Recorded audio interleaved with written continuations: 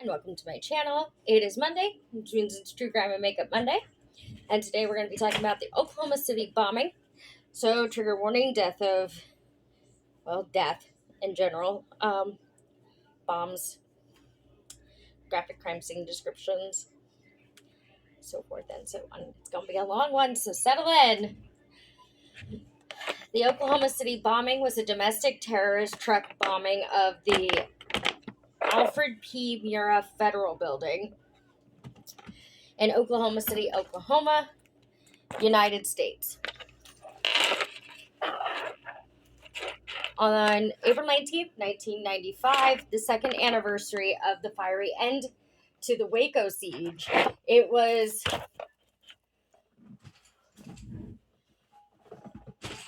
the deadliest act of terrorism in U.S. history until the September 11th attacks in 2001 and remains the deadliest act of domestic terrorism in U.S. history and the second deadliest overall. Perpetrated by two anti-government extremists and white supremacists, Timothy McVeigh and Terry Nichols, the bombing occurred at 9:02 a.m. and killed 168 people, injured 680, and destroyed more than one-third of the building, which had to be demolished. The blast destroyed or damaged 324 other buildings within a 16-block radius, shattered glass in 258 buildings, and destroyed 86 cars, causing an estimated $652 million worth of damage. Local, state, federal, and worldwide agencies engaged in extensive rescue efforts in the wake of the bombing.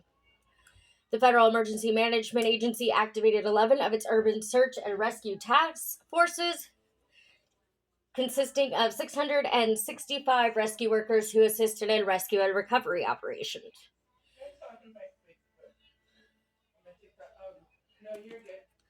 Within 90 minutes of the explosion, McVeigh was stopped by Oklahoma Highway Patrolman Charlie Hanger for driving without a license plate and arrested for illegal weapons possession. Forensic evidence quickly linked McVeigh and Nichols to the attack. Nichols was arrested, and within days, both were charged. McVeigh, a veteran of the Gulf War and a sympathizer with the U.S. militia movement, had detonated a Ryder rental truck full of explosives he parked in front of the building. Nichols had assisted with the bomb's preparation, motivated by his dislike for the U.S. federal government and unhappy about its handling of the Ruby Ridge incident in 1992 and the Waco siege in 1993. McVeigh timed his attack to coincide with the second anniversary of the fire that ended the siege at the Branch Davidian compound in Waco, Texas. Quick note, I have done segments on both Ruby Ridge and Waco siege a few months ago. If you scroll through, I'm sure you can find them. Or I can link them down below. I could do that too. The official FBI investigation, known as OK Bomb, involved 28,000 interviews, 3,200 kilograms of evidence, and nearly 1 billion pieces of information. When the FBI raided McVeigh's home, it found a telephone number that led them to a farm where McVeigh had purchased supplies for the bombing. The bombers were tried and convicted in 1997. Sentenced to death, McVeigh was executed by a lethal injection on June 11, 2001 at the U.S. Federal Penitentiary in Terre Haute, Indiana. Nichols was sentenced to life in prison in 2004. Michael and Lori Forder testified against McVeigh and Nichols. Michael Fortier was sentenced to 12 years in prison for failing to warn the United States government, and Lori received immunity from prosecution in exchange for her testimony. In response to the bombing, the U.S. Congress passed the Anti-Terrorism and Effective Death Penalty Act of 1996, which limited access to habeas corpus in the United States, among other provisions. It also passed legislation to increase the protection around federal buildings to deter future terrorist attacks. On April 19, 2000, the Oklahoma City National Memorial was dedicated on the site of the Murrah Federal Building, commemorating the victims of the bombing. Remembrance services are held every year on April 19th at the time of the explosion. The chief conspirators,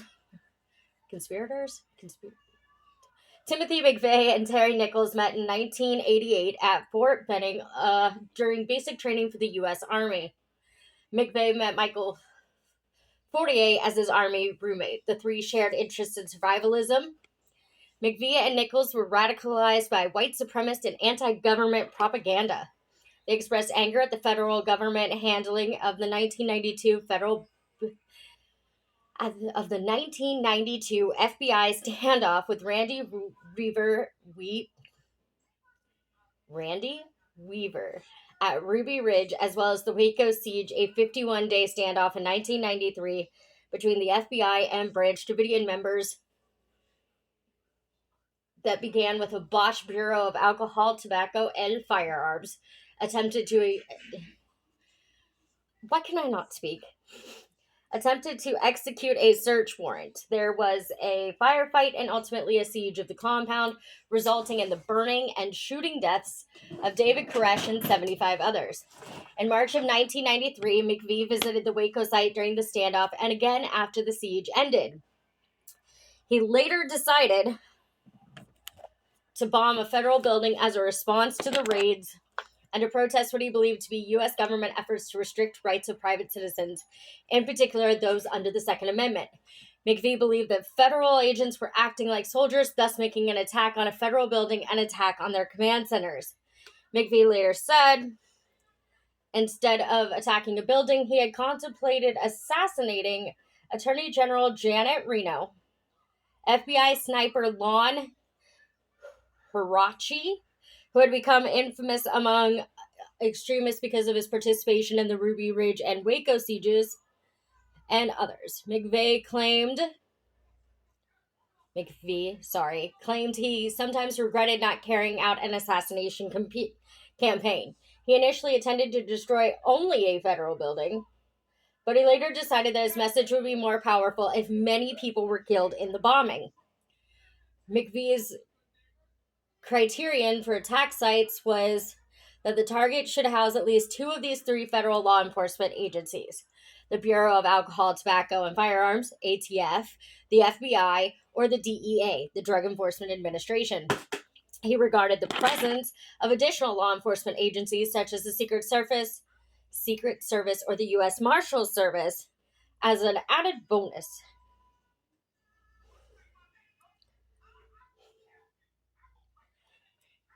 For me, no matter how you feel about the government, these are still human beings. They are people. They are people that are there to do a job. That's what they were doing. They were trying, and especially in the case of the Branch Davidians, they were trying to protect small children from being turned into child brides, essentially. They were trying to help people. And you don't have to like law enforcement. You don't even have to support law enforcement. But it is important to remember that not all of them are bad people.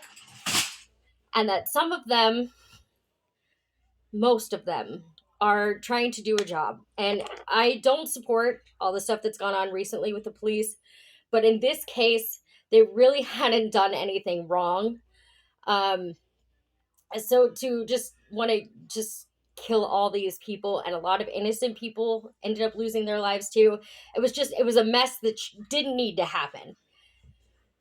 A resident of Kingman, Arizona, McVie considered targets in Missouri, Arizona, Texas, and Arkansas.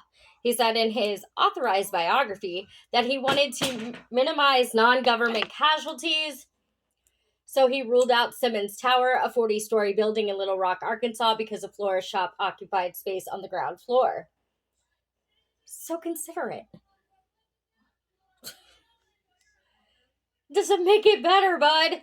In December 1994, McVie and Fortier visited Oklahoma City to inspect McVie's target, the Alfred P. Murrah Federal Building. So from what I'm understanding, the only reason that Fortier served time is because he didn't inform the government that this was happening, but he also participated in finding targets and inspecting targets and like helping him out, which is obviously a federal crime. So that is why he was ultimately sent to jail, but his wife was not.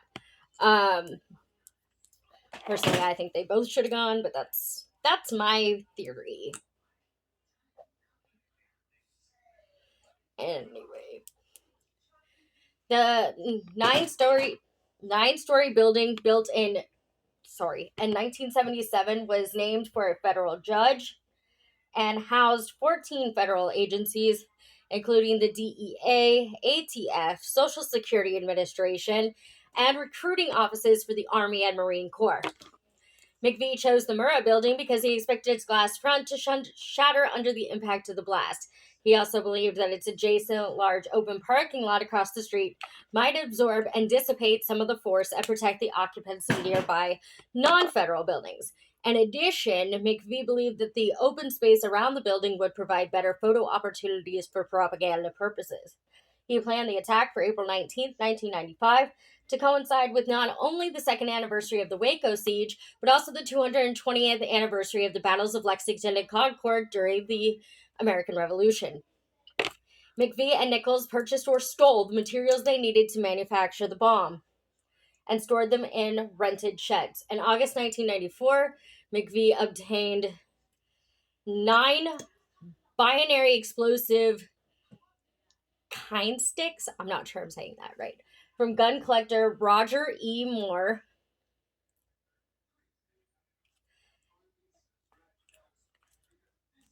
And with Nichols, ignited the devices outside Nichols' home in Harrington, Kansas. On September 30th, 1994, Nichols bought 40 50-pound bags of ammonium nitrate fertilizer from Mid-Kansas Coop in McPherson, Kansas, enough to fertilize 12.5 acres of farmland at a rate of 160 pounds of nitrogen per acre. An amount commonly used for corn.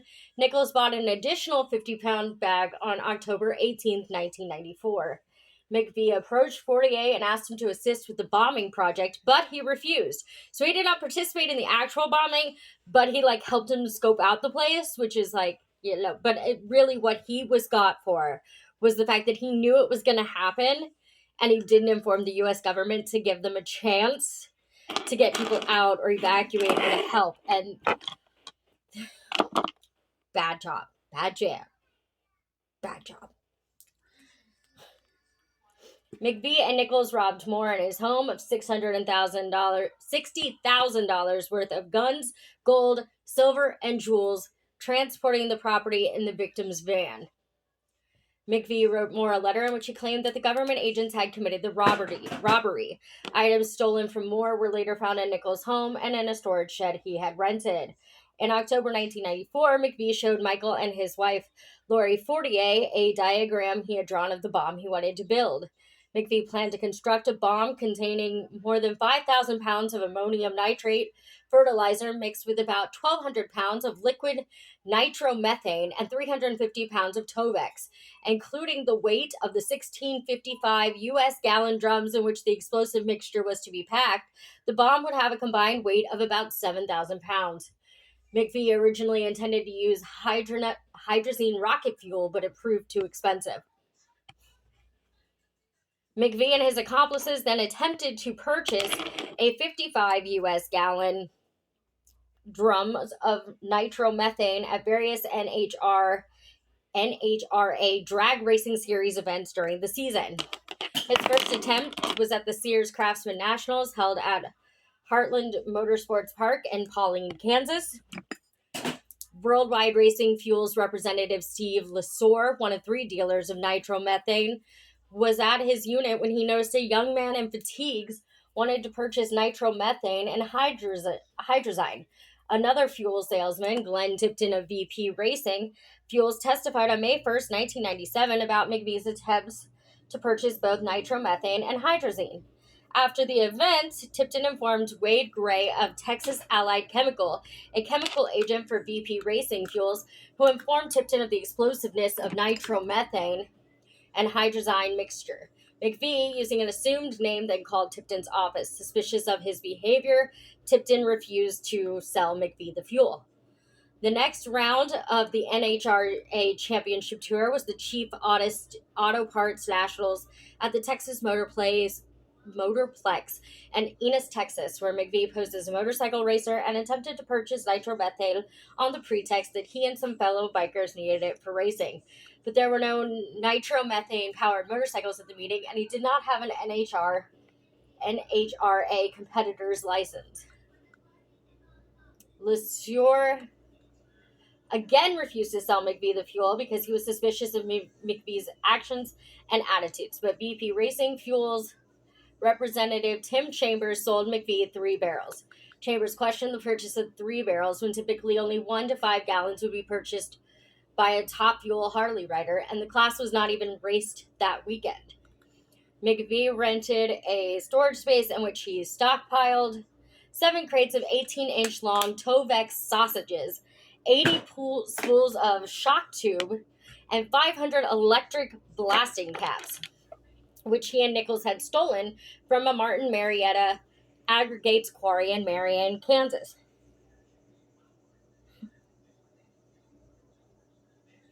He decided not to steal any of the 40,000 pounds of ANFO, ammonium nitrate fuel oil, he found at the scene. That was so nice of him. People suck,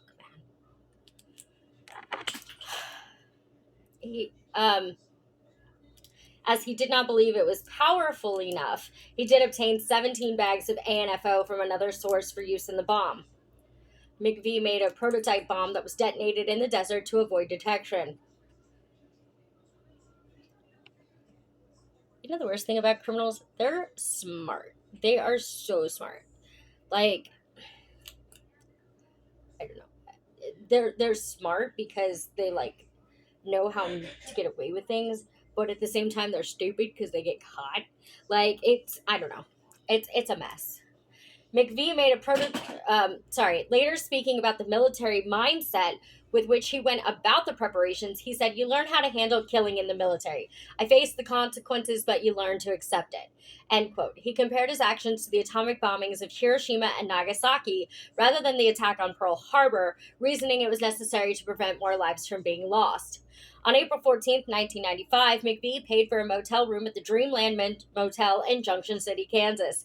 The next day, he rented a 1993 Ford F700 truck from Ryder under the name Robert D. Kling, an alias he adopted because he knew an Army soldier named Kling with whom he shared physical characteristics and because it reminded him of the Klingon warriors of Star Trek. On April 16, 1995, he and Nichols drove to Oklahoma City, where he parked a getaway car, a yellow 1977 Mercury Marquis, several blocks from the Murray Federal Building. The nearby Regency Towers, apartments, lobbies, security camera recorded images of Nichols' blue 1984 GMC pickup truck on April 16th.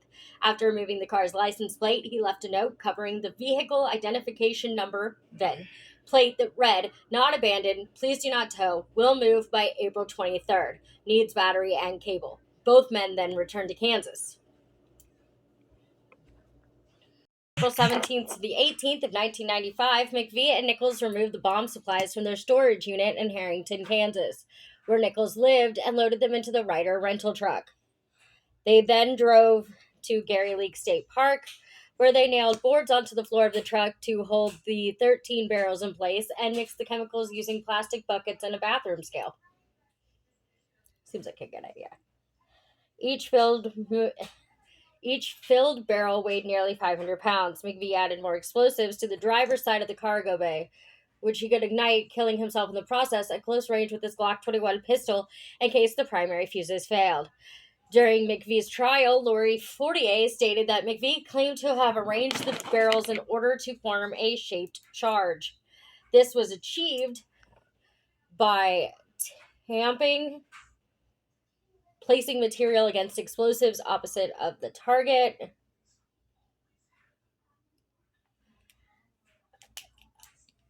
of the explosion, the aluminum side panel of the truck, with bags of ammonium nitrate fertilizer to direct the blast laterally towards the building. Specifically, McVie arranged the barrels in the shape of a backwards J. He later said that for pure destructive power, he would have put the barrels on the side of the cargo bay closest to the Murray building. However, such an unevenly distributed 7,000-pound load might have broken an axle, flipped the truck over, or at least caused it to lean to one side, which could have drawn attention. All or most of the barrels of A&M contained metal cylinders of acetylene, intended to increase the fireball and the brisance of the explosion. McVie then added a dual fuse ignition system accessible from the truck's front cab. He drilled 2 holes in the cab of the truck under the seat, while 2 holes were also drilled in the body of the truck. 1 green cannon fuse was run through each hole into the cab. These time-delayed fuses led from the cab through plastic fish tank tubing conduit to 2 sets of non-electric blasting caps, which would ignite around 350 pounds of the high-grade explosives that McVie stole from a rock quarry. The tubing was painted yellow to blend in with the truck's livery and duct taped in place to the wall to make it harder to disable by yanking from the outside. The fuses were set up to initiate through shock tubes the 350 pounds of Tovex Blastrite gel sausages, which would in turn set off the configuration of barrels. Of the 13 filled barrels, 9 contained ammonium nitrate and nitromethane, and 4 contained a mixture of the fertilizer and about 4 U.S. gallons of diesel fuel. Additional materials and tools used for manufacturing the bomb were left in the truck to be destroyed in the blast. After finishing the truck bomb, the 2 men separated. Nichols returned home to Harrington, and McVie traveled with the truck to Junction City. The bomb cost about $5,000, equivalent to $10,000 in 2022, to make. McVie's original plan had been to detonate the bomb at 11 a.m., but at dawn on April 19, 1995, he decided instead to destroy the building at 9 a.m.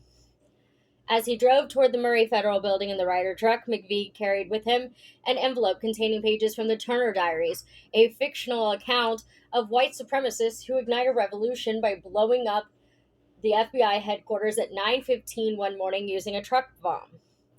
McVie wore a printed t-shirt with Sic Semper Tyrannis, thus always 2 tyrants. What according to legend Brutus said as he assassinated Julius Caesar, and is also claimed to have been shouted by John Wilkes Booth. Immediately after the assassination of Abraham Lincoln, and the tree of liberty must be refreshed from time to time with the blood of patriots and tyrants, from Thomas Jefferson. He also carried an envelope full of revolutionary materials that included a bumper sticker with the slogan, falsely attributed to Thomas Jefferson: "When the government fears the people, there is liberty. When the people fear the government, there is tyranny."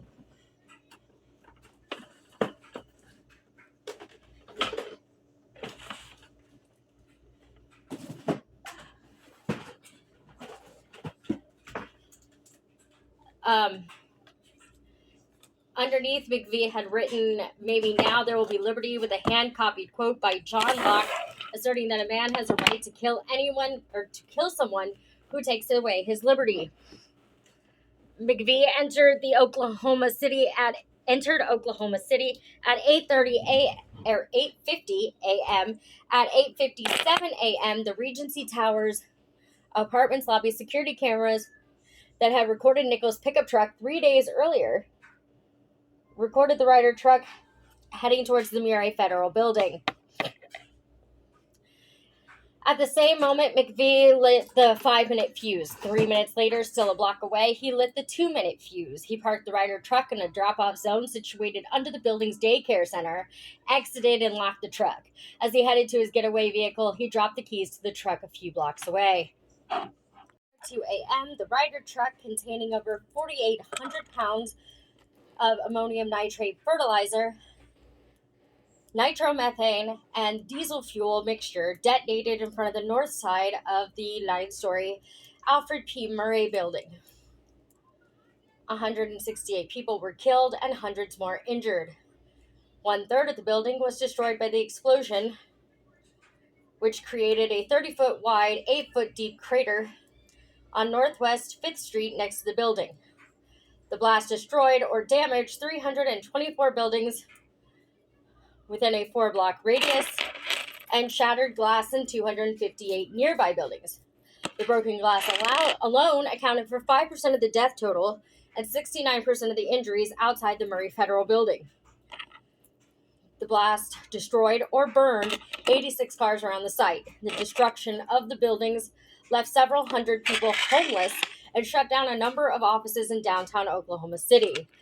The explosion was estimated to have caused at least $652 million worth of damage. The effects of the blast were equivalent to over 5,000 pounds of TNT and could be heard and felt up to 55 miles away. Seismometers at the Omniplex Science Museum in Oklahoma City, 4.3 miles away, and in Norman, Oklahoma, 16.1 miles away, recorded the blast as measuring approximately 3.0 on the Richter magnitude scale. The collapse of the northern half of the building took roughly 7 seconds. As the truck exploded, it first destroyed the column next to it, designated as G20, and shattered the entire glass facade of the building. The shockwave of the explosion forced the lower floors upwards before the fourth and fifth floors collapsed onto the third floor, which housed a transfer beam that ran the length of the building and was being supported by 4 pillars below and was supporting the pillars that hold the upper floors. The added weight meant that the third floor gave away along with the transfer beam, which in turn caused the collapse of the building. Initially, the FBI had hypotheses about responsibility for the bombing. International terrorists, possibly the same group that had carried out the World Trade Center bombing, a drug cartel carrying out an act of vengeance against DEA agents in the building's DEA office, and anti-government radicals attempting to start a rebellion against the federal government.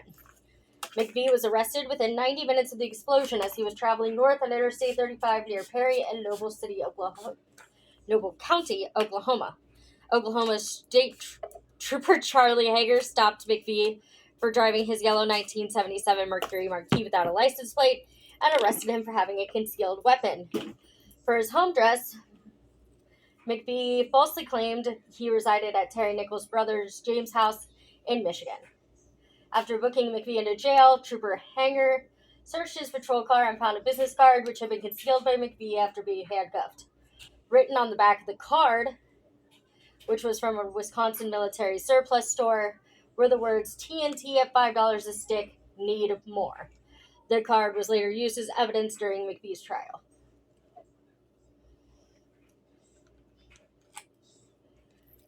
While investigating the VIN on an axle of the truck used in the explosion and the remnants of the license plate, federal agents were able to link the truck to a specific Ryder rental agency in Junction City, Kansas.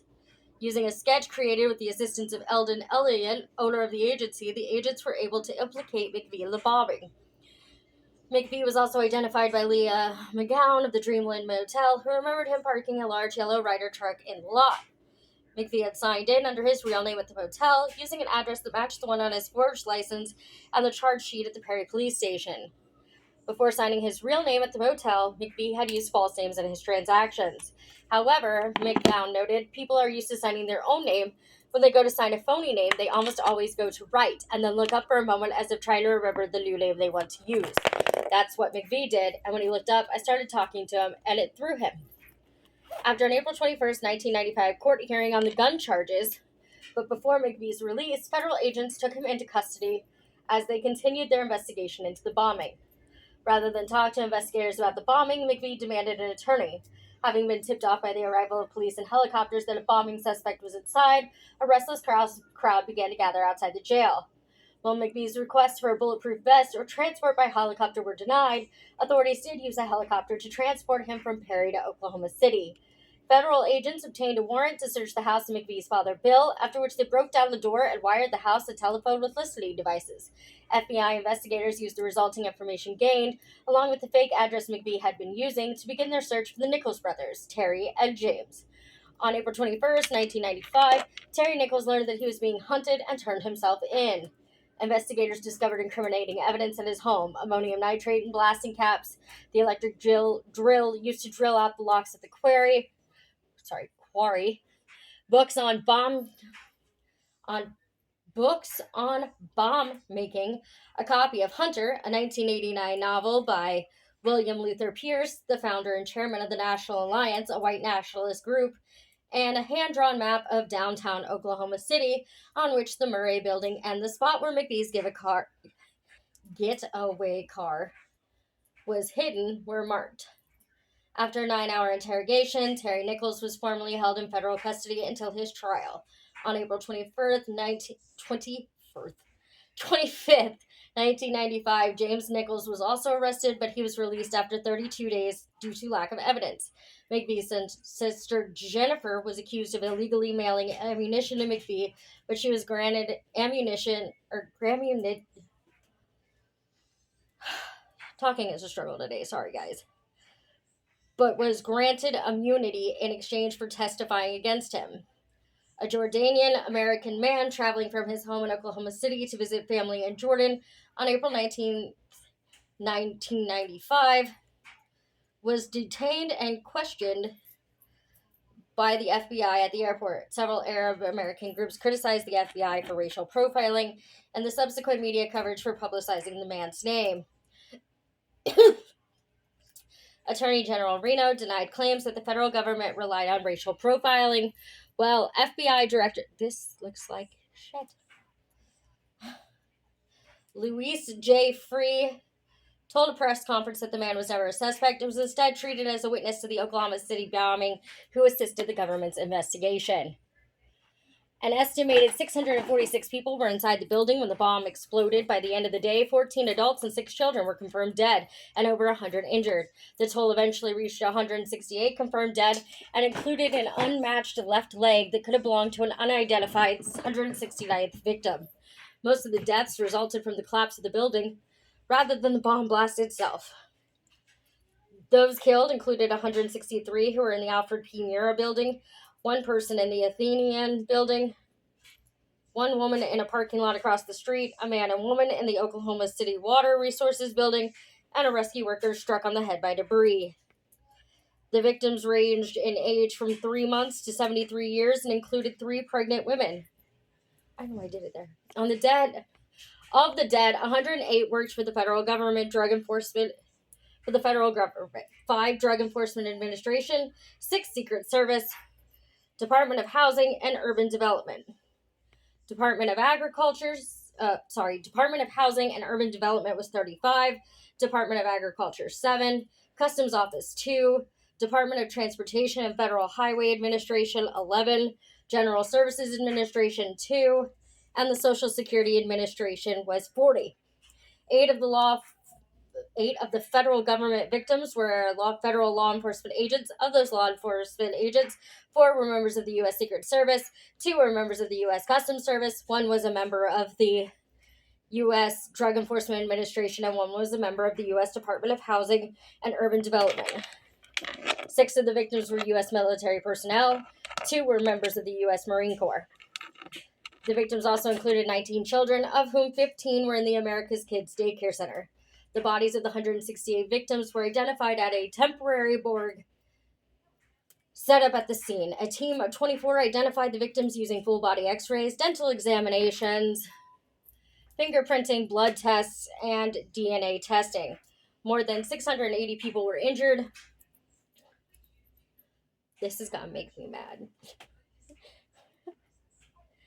The majority of the injuries were abrasions, severe burns, and bone fractures. We're just not going to do it on this side because it doesn't want to cooperate today.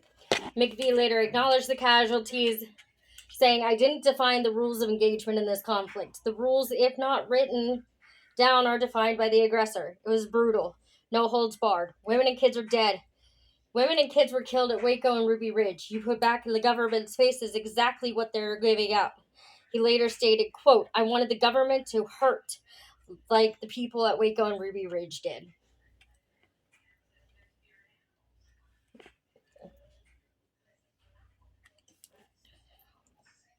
At 9:03 a.m., the first of over 1,800 911 calls related to the bombing was received by the Emergency Medical Services Authority. By that time, EMSA, ambulances, police, and firefighters had heard the blast and were already headed to the scene. Nearby civilians who also witnessed or heard the blast arrived to assist the victims and emergency workers. Within 23 minutes of the bombing, the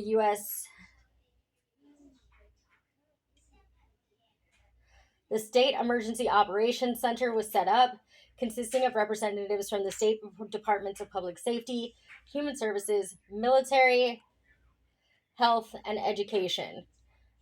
Assisting the SEOC were agencies including the National Weather Service, the Air Force, the Civil Air Patrol, and the American Red Cross.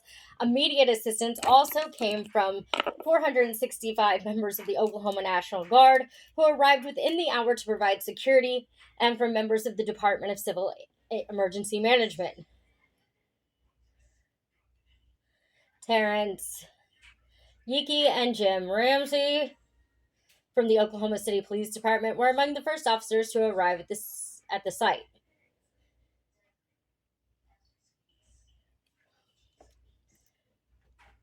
The EMS command post was set up almost immediately following the attack and oversaw triage, treatment, transportation, and decontamination. A simple plan or objective was established. Treatment and transportation of the injured was to be done as quickly as possible. Supplies and personnel to handle a large number of patients was needed immediately. The dead needed to be moved to a temporary morgue until they could be transferred to the coroner's office, and measures for a long-term medical operation needed to be established. The triage center was set up near the Murray building, and all the wounded were directed there. 210 patients were transported from the primary triage center to nearby hospitals with the first couple of hours following the bombing. So, at least, I guess they were on it,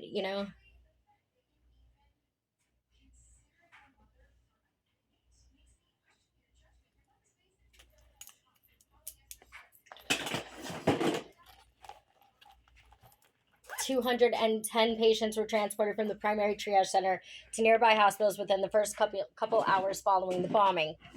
Within the first hour, 50 people were rescued from the Murray Federal Building. Victims were sent to every hospital in the area. The day of the bombing, 153 people were treated at St. Anthony Hospital. 8 blocks from the blast, over 70 people were treated at Presbyterian Hospital, 41 people were treated at University Hospital, and 18 people were treated at Children's Hospital. Temporary silences were observed at the blast site so that sensitive listening devices capable of detecting human heartbeats could be used to locate survivors. In some cases, limbs had to be amputated without anesthetics, avoided because of the potential to induce shock, in order to free those trapped under rubble. The scene had to be periodically evacuated as the police received tips claiming that other bombs had been planted in the building. At 10:28 a.m., rescuers found what they believed to be a second bomb.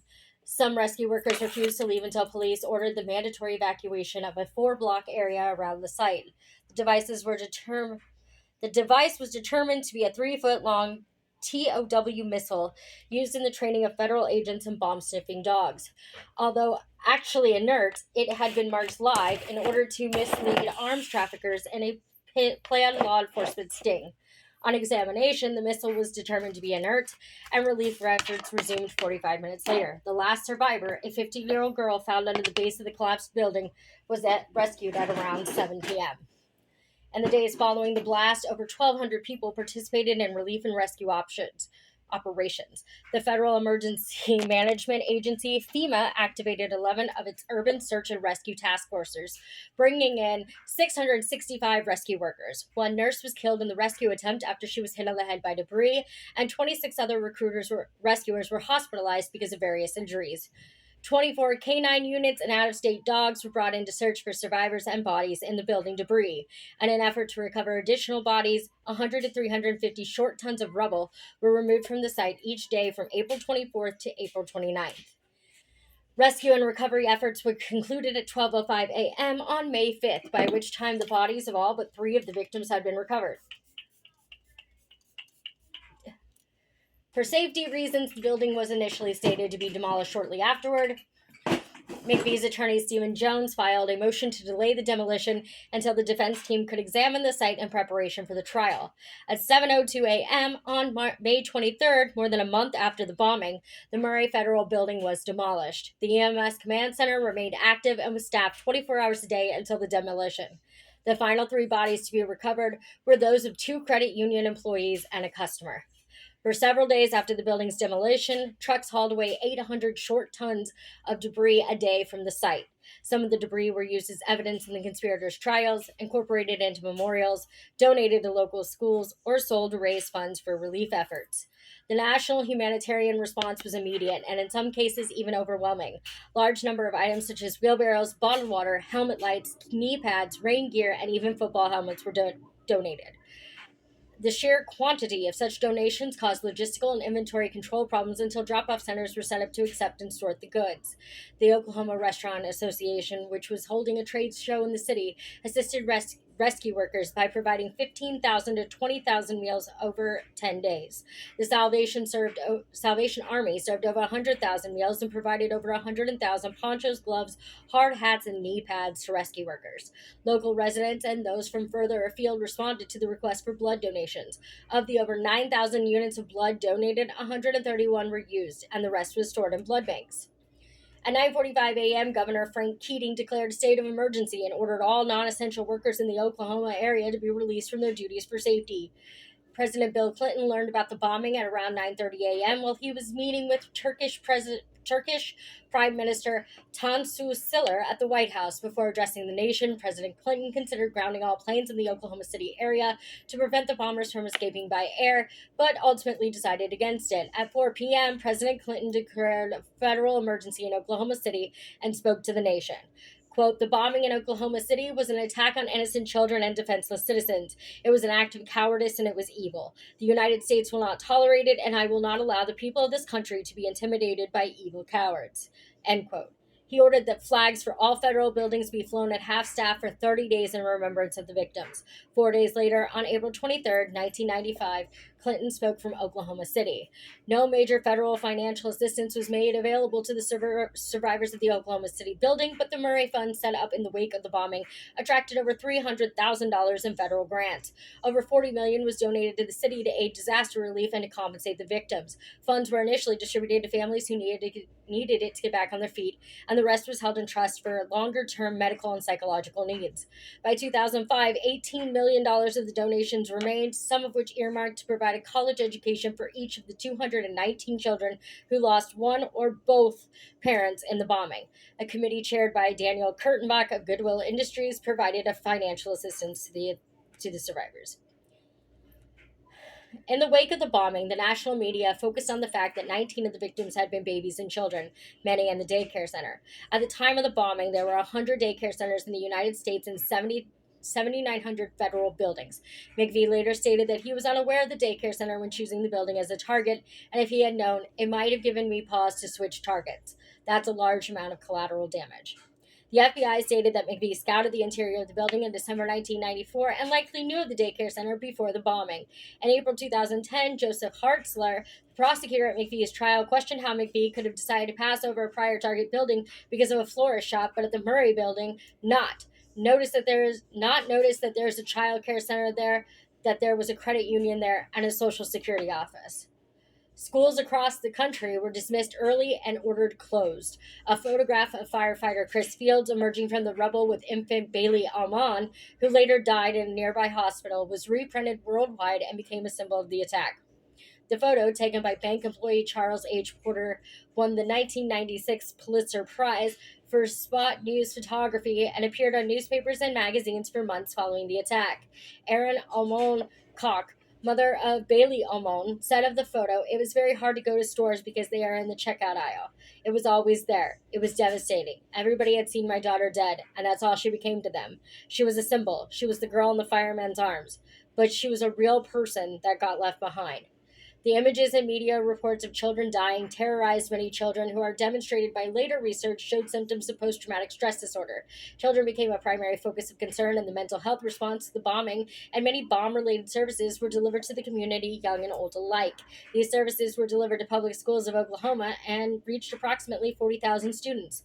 One of the first organized mental health activities in Oklahoma City was a clinical study of middle and high school students conducted 7 weeks after the bombing. The study showed that these students, although deeply moved by the event and showed a sense of vulnerability on the matter, had no difficulty with the demands of school or home life, as contrasted to those who were connected to the bombing and its victims who had PTSD. Children were also affected through the loss of parents in the bombing. Many children lost one or both parents in the blast, with a reported 7 children losing their only remaining parent. Children of the disaster have been raised by single parents, foster parents, and other family members. Adjusting to the loss has made these children suffer psychologically and emotionally. One orphan was interviewed. Of the at least 10 orphan children reported sleepless nights and an obsession with death. The FBI led the official investigation known as OK Bomb, with Weldon L. Kennedy acting as a special agent in charge.